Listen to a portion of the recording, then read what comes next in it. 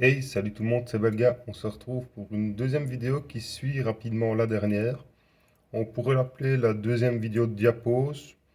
Hmm, je ne sais pas, on va dire ça. C'est plutôt qui ne fait pas la diapose chez moi et qu'est-ce qui se passe au niveau de mes colonies.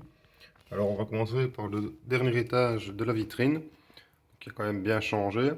On voit que, faites pas attention à mes vêtements, hein, je suis habillé comme un... Bon, on ne dira pas. Donc, sur le dernier étage de la vitrine, il n'y a plus que les Camponotus nicobarensis. Il n'y a plus le petit nid qui traînait ici. J'ai remonté ma fondation de l'étage du bas. Je ne sais pas si ça va vous faire. Oui, non. Ben non, mon téléphone est dégoûté aujourd'hui.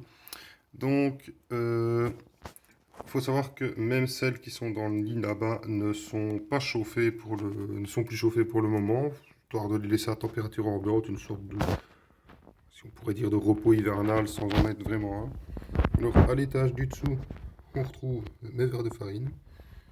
On retrouve les Camponotus maculatus. Elles, je les continue à les chauffer. Comme elles viennent de régions d'Afrique qui sont chaudes, il n'y a pas de raison que ça s'arrête. Alors, de l'autre côté, on retrouve toujours les Messor capitatus. Elles restent à température ambiante, il fait 24 degrés dans leur nid, donc tout va bien. Et alors, en dessous, on retrouve les Phédol pallidula, Messor barbarus, la petite fondation de Crématogaster scutellaris et mes Camponotus parius, que je laisse tout à température ambiante. Or pour les fédoles, sans surprise, elles vont toujours très bien.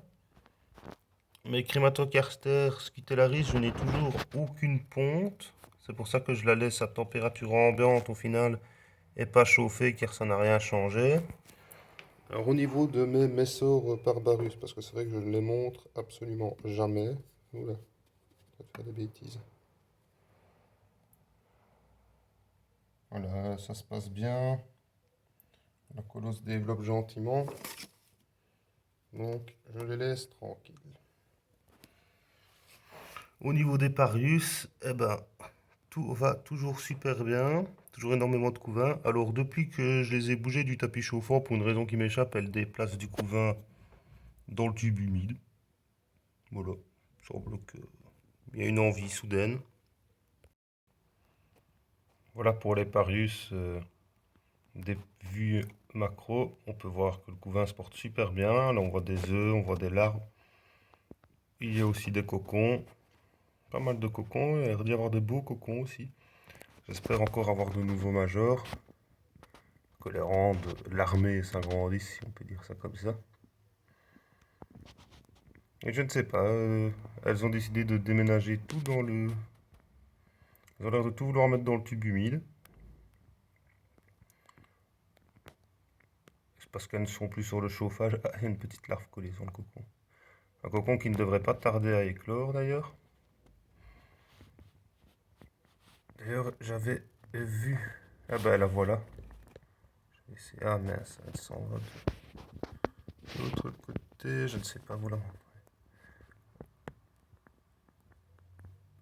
On peut voir un abdomen de fourmi un peu plus clair sur la droite. J'essaye de... Voilà. Euh, le deuxième en partant du bas à droite, c'est une qui est née il n'y a pas très très longtemps. Madame Lagine qui va toujours extrêmement bien, ça fait plaisir. Donc, leur évolution se passe à merveille. J'ai aucun problème avec cette fondation. Je suis extrêmement content. Alors, les petites Crématogaster scutellaris, on voit qu'elles se portent bien. Je leur ai mis un petit grillon quand même, histoire qu'elles aient un peu un apport de protéines. J'espère que ça stimulera un petit peu, désolé je tremble, un petit peu leurs reines à pondre. Je les trouve vraiment très très mignonnes. Vraiment des fourmis particulières. Malheureusement, Madame Lagine ne pond absolument pas. Mais bon, on garde espoir. Et Lagine seule, elle, est partie en diapose. On verra bien ce qui va se passer. Personnellement, j'attaquerais autre chose qu'une antenne. Il doit y avoir plus de protéines ailleurs. Mais bon, elle fait son choix. Pour ce qui est de mes Messor barbarus, c'est vrai que je ne les monte pas souvent, mais bon, on voit qu'il y a quand même une larve. Il y a normalement un petit peu de couvain. Tout le monde se porte bien.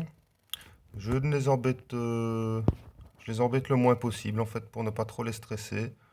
Elles ne font pas la diapose, elles font juste à température ambiante. C'est un choix personnel. Certains diront qu'il faut absolument pas le faire, d'autres qu'on peut le faire. Bon, c'est toujours sujet à débat avec les Messor, les diaposes. Bon, moi j'ai décidé de ne pas en faire, c'est mon choix.